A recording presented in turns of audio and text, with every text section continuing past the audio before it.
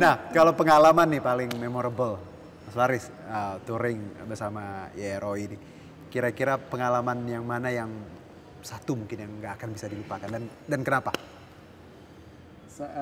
Ke Bromo sih. Bromo. Wah. Jadi itu satu seluruh chapter Nusantara kumpul di Malang, Bromo. Oke. Jadi acara ada 2 di Bromo sama di Malang. Memang sih kita dari sini towing. Oke, towing. Towing ke Surabaya, dari Surabaya terus kita riding. Oke, dari towing dulu sampai Surabaya. Sampai Surabaya, Surabaya kita riding ke Bromo. Oke, itu 2000 apa? 2018. Oh, udah lama dong. Udah lama banget. Mau bikin lagi nggak? Nah ini kita mau ke Borneo rencana. Borneo. 17 Agustus ini. Kalimantan. Nyebrang ya. Nyebrang. Itu nanti. Iya. Agustus ini. Karena Independence Days juga. Independence Days 17 juga Agustus. Sama hari ulang tahun Yeroy. 17 Agustus juga. Oke, wah. Kalau Mbak Titi apa memorable? Kalau aku tuh memori yang paling mengesankan ya, itu tahun 2021. Kebetulan itu adalah Kopdar Gap Maximum Explore Nusantara. Oke. Ya memang aku waktu itu riding dari Jakarta sampai dengan ke Manado. Waktu itu Manado, riding dari Jakarta. Cewek ridingnya gimana gitu ya, Manado, Timur Leste. Saya juga seumur-umur agak sejauh itu. Iya itu riding paling jauh aku sih selama 1 bulan. Manado. Iya, Jakarta sampai 1 Manado. bulan? Iya. Nggak di towing? Nggak di towing sama sekali. Riding. Kalah dong yang ini ya. Enggak lah. Iya. Itu 1 bulan. Itu 1 bulan, tanggal 1 Juni sampai dengan 29 Juni waktu itu. Oke. Itu bertepatan sama Kopdar Gap nasional dari Maximum Explore Tapi kalau pertanyaannya gini Mbak Ti, apa sih yang didapat misalnya orang kan, ngapain sih touring gitu ya, capek berhari-hari gitu, apa 1 bulan. Kalau Mbak Ti apa yang didapat? Kalau pertanyaan gitu, apa sih Ti kamu cari, apa yang kamu dapat? Jawabannya apa? Jawabannya adalah kepuasan tersendiri sih Oke. ya. Karena kebetulan memang aku tuh pengeksplor.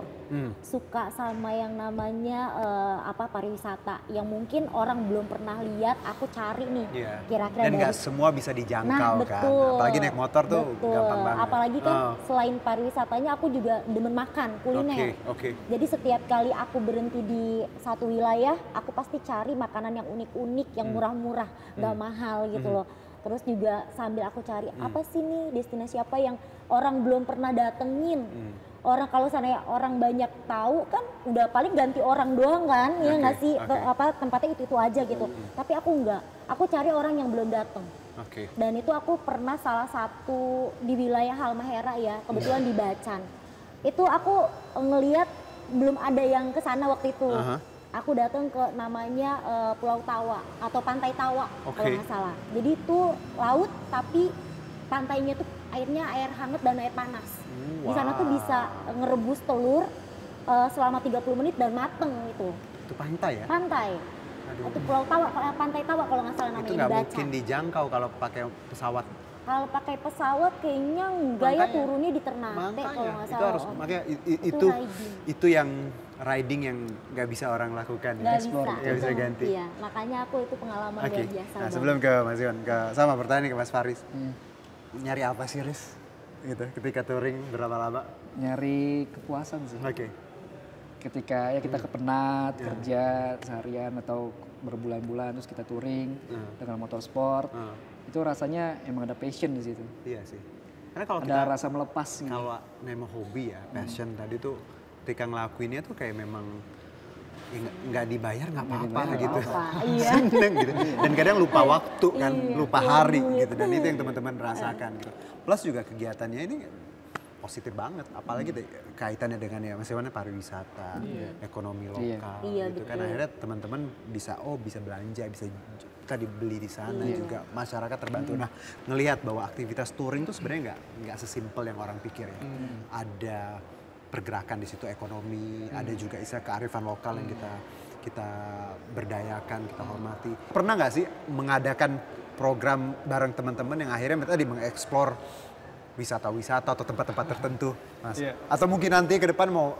Kalau untuk program sebenarnya tuh enggak. Tapi memang mereka itu organik, teman-teman komunitas itu organik, di mana memang mereka itu selalu mengeksplor tempat-tempat wisata seperti itu. Gitu. Jadi memang sejauh ini semuanya udah seperti itu ya Mbak Titi ya. Apa sih destinasi yang seperti itu dan itu kalau program pemerintah berarti kami dukung gitu. Iya.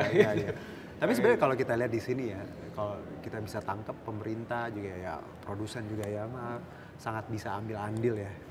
Ketika ada touring, ada endorsement ya, ada hal-hal yang bisa kita gali gitu.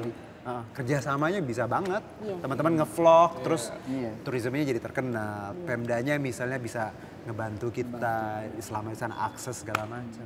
Aduh, untung saya bukan menteri deh. Kalau saya menteri udah disupport ya. Pastinya dong ya, karena ini membuka pikiran banget ketika gue ngobrol sama Mbak dan Mas bahwa ketika kita bicara touring, komunitas, nggak sesimpel itu. Ada banyak istilahnya celah yang bisa dipakai segala macam. Nah, sekarang kita bicara modifikasi nih. Iya. Penting nggak sih dimodif? Penting. Kenapa? Biar tuh dia meningkatkan performance. Oke. Nah, kalau yang Mas Faris sendiri apa yang diubah-ubah, dicakepin lah? Kaki-kaki. Perlampuan. Pengereman. Itu for the sake of estetika atau memang berguna sebenarnya? Performance. Jadi memang berguna ya? Berguna. Oke, bukan karena semata-mata cantik, keren doang gitu. Oke. Dan itu mostly teman-teman juga memang berubah? Berubah. Alasannya sama gitu? Alasannya sama. Oke. Kalau Mbak Ti gimana? Kalau aku sih secara pribadi ya, karena ini aku dipakai untuk jangka jauh. Kalau untuk modif sendiri paling aku ngambilnya di aksesoris aja sih. Apa misalnya? Kayak misalkan windshield, terus lampu. Karena kan kalau touring itu kan lewatin malam, lewatin hutan, itu butuh lampu penerang tambahan gitu loh. Itu penting buat aku. Tapi kalau untuk yang lainnya, kalau buat aku nggak terlalu ini banget. Teman-teman ada yang modifnya lumayan masif atau apa? Ada. Kenapa mereka biasanya? Mereka ya karena ingin melihat tampilan dari kendaraannya lebih bagus. Nggak Hello Kitty semua ya? Ada tuh. Ya. Tapi ada. Nggak apa-apa sebenarnya. Tapi kalau Mbak Titi sendiri ngelihat bahwa modifikasi itu penting nggak? Atau memang tadi ya kebutuhan lah. Kalau tadi kan ada yang performance. Kalau Mbak Titi kan cuma inti-intinya, tapi plus yang lainnya nggak usah gitu. Kenapa? Iya, karena yang tadi aku bilang kebutuhan aja, kebutuhan dari aku, karena aku hanya butuh penerang lampu sebenarnya. Hanya membutuhkan penerangan kehidupan ya Mbak ya. Iya. Gelap. Lewat hutan-hutan. Tapi lewat hutan-hutan malam-malam juga itu? Iya. Itu kebetulan memang waktu pas mau arah ke Sulawesi itu ya, itu kebanyakan kan hutan sawit. Terus kelapa sawit gitu lah, hutan sawit gitu, terus lewatin gunung-gunung gitu.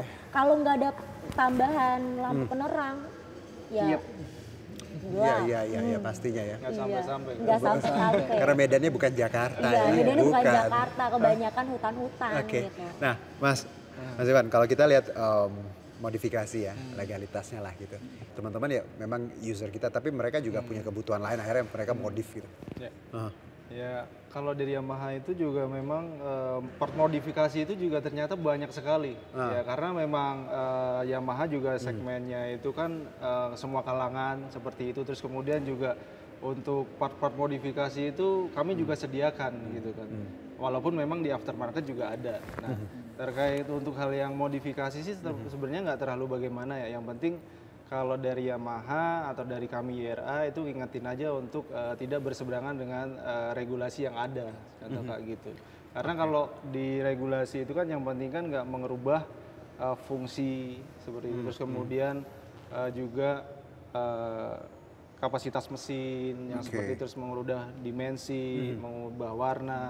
Terus juga knalpot, ya kalaupun knalpot juga gak masalah sebenarnya kalaupun ada modifikasi gitu kan. Tapi kan sekarang ada untuk parameter desibel gitu ya, selama masih memang aman ya ini tidak masalah. Oke, nah Mas Faris, kalau tadi kan Yamaha boleh, cuman kan tadi ada regulasinya, nggak semuanya legal. berubah Ya. semua. Ini teman-teman komunitas gimana ngeliatnya? Kalau dari kita sih sejauh ini di teman-teman di komunitas Yaroy itu nggak ada yang sampai berubah ekstrim sih. Oke. Ya kayak sebatas untuk peningkatan performa, misalkan pengereman, suspensi, terus juga perlampuan, paling juga di ban, lebih yang apa namanya lebih bagus lagi lah. Oke.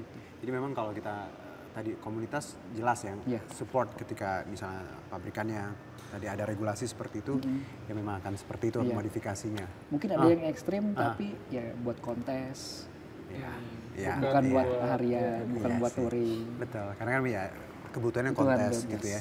Jadi memang kayak gitu. Jadi dari bahasan kita luar biasa sih dari gimana komunitas, modifikasi, touring segala macam. Dan akhirnya teman-teman juga user Mbak Titi dan juga Mas Faris akhirnya ngebuka mata kita juga gimana supaya menjadi seorang dari pengendara yang baik ya. Yang komunitas yang bisa jadi contoh, bisa ngasih banyak manfaat untuk sekitarnya.